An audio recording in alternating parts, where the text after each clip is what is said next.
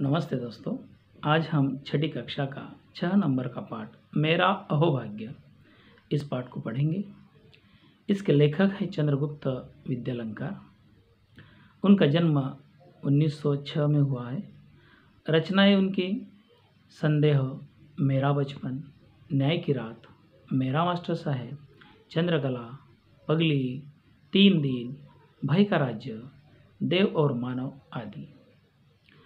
परिचय। अपने साहित्य एवं पत्रकारिता के क्षेत्र में उल्लेखनीय कार्य किया है। प्रस्तुत पाठ में लेखक ने गुरुदेव रविंद्रनाथ ठाकुर जी से हुई भेंट से संबंधित संस्मरण बताया है। इस संस्मरण में लेखक द्वारा गुरुदेव रविंद्रनाथ के साथ बिताए कुछ समय का वर्णन है। लेखक को सौभाग्य से उसी कमरे में ठहरने का अवसर मिला जहां बैठकर कवि ने नोबेल पुरस्कार प्राप्त गीतांजलि की रचना की थी। तो चलो सुनते हैं लेखक के इस एक अच्छे अनुभव को। फरवरी 1926 में मुझे शांति निकेतन जाना था। वहाँ एक साहित्यिक कार्यक्रम होने वाला था। मैं बहुत ही उल्लसित था क्योंकि उस कार्यक्रम की अध्यक्षता स्वयं गुरुदेव रविंद्रनाथ जी करने वाले थे। निश्चित दिन कलकत्ता से हम बहुत सारे लोग शांति निकेतन के लिए रवाना हुए। लगभग 1 दर्जन हिंदी वालों का यह दल शांति निकेतन के सुंदर अतिथि भवन में ठहराया गया।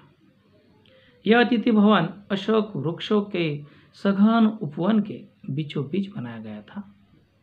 बहुत ही सुंदर, बड़ी और अच्छी इमारत थी।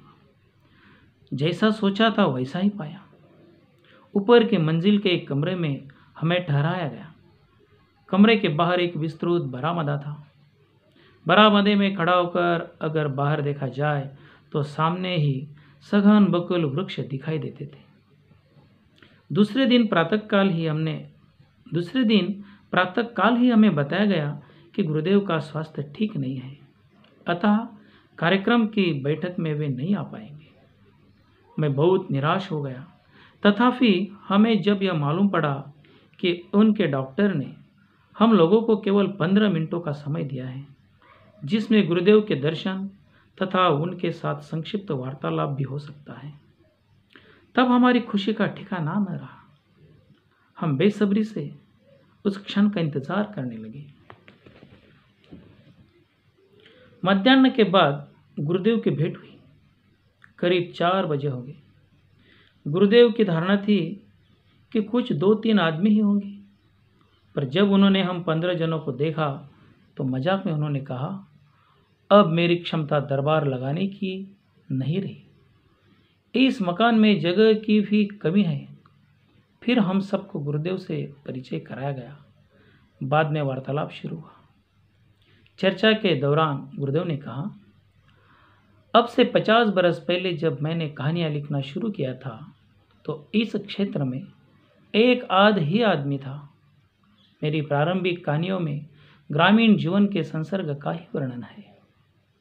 उसके पहले इस तरह की कोई चीज़ बांग्ला भाषा में नहीं थी। मेरी कहानियों में ग्रामीण जनता की मनोवृत्ति के दर्शन होते थे।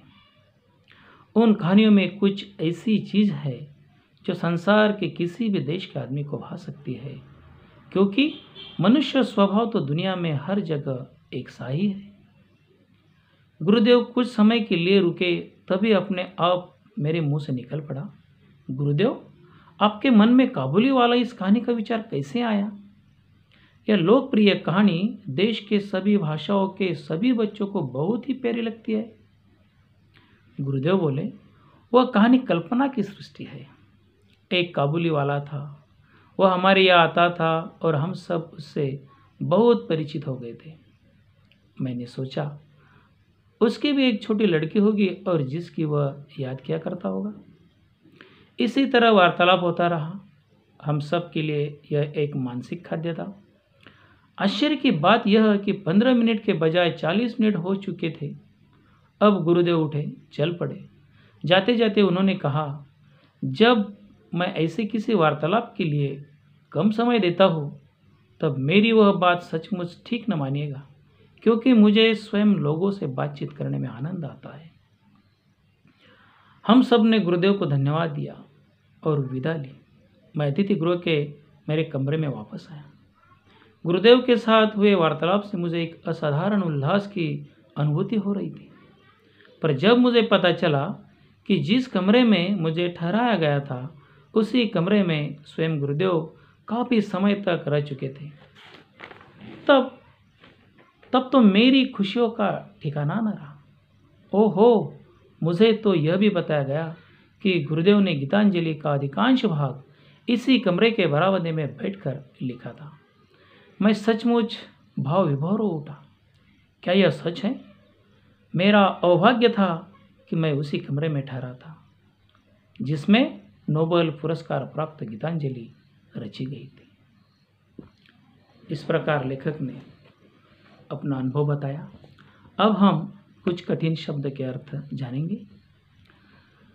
उपवन का अर्थ है उद्यान, बकुल का अर्थ है मौलश्री वृक्ष, मध्याह्न का अर्थ है दोपहर, संसर्ग का अर्थ है संगति, मानसिक खाद्य का अर्थ है मन के लिए खुराक जैसे चर्चा, उल्लसित का अर्थ है आनंदित, विस्तृत का अर्थ है बड़ा, बहुत बड़ा, वार्तालाप का अर्थ है बातचीत और धारणा का अर्थ है विचार, मनोवृत्ति का अर्थ है विचार, अनुभूति का अर्थ है भाव, स्व अनुभव, सघन का अर्थ है घना, संक्षिप्त अर्थ है छोटा, बेसब्री का अर्थ होता है अधीरता, आतुरता, क्षमता का अर्थ होता है शक्ति, सृष्टि का अर्थ होता है संसार, दुनिया, अभाग्य का अर्थ होता है सौभाग्य।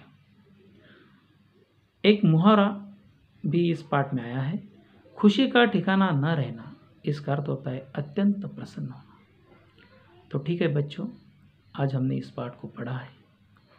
आप भी बार बार पढ़ें और समझें, और इस पाठ के पीछे जो दिए हुए प्रश्न हैं उन प्रश्नों को पढ़कर उनके सवाल लिखें। ठीक है, धन्यवाद।